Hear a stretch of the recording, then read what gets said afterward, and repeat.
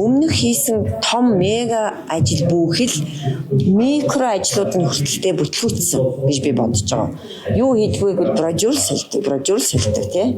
Зүгээр цоошин брожурыг ачаад солиод идэх. Хуулийн урны замыг төр хугацаанд зогсоолоо шүү дээ. Тэгээд хууль нийцүүлж идэр гэж байгаа юм шиг араас нь энэ өөрөө тэгээд яг шийдсэн шийдэл мөн үр дүнд хүрч байгаа. Энийг одоо шийдсэн шийдэл гэж харахгүй байгаа.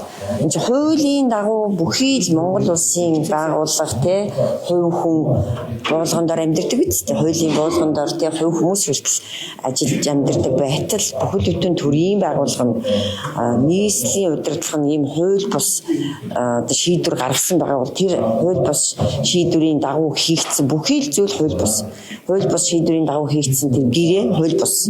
Тэр тендер зарласан ажил бол хууль бус. Дээрээс нь одоо авах юм байхгүй шүү дээ.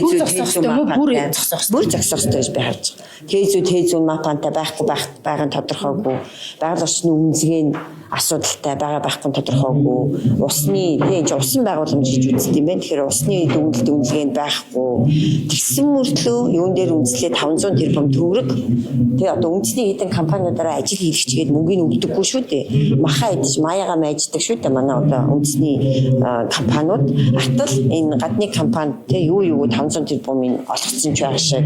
Тэгээд тэр компани одоо зам тээврийн гүүр барих тэг ийм одоо туршлагагүй компани гэж яах юм. Ямар үндслээр тэр компанийг сонгосон гэдэг чинь хүртэл юу маш том асуудал байхгүй юу?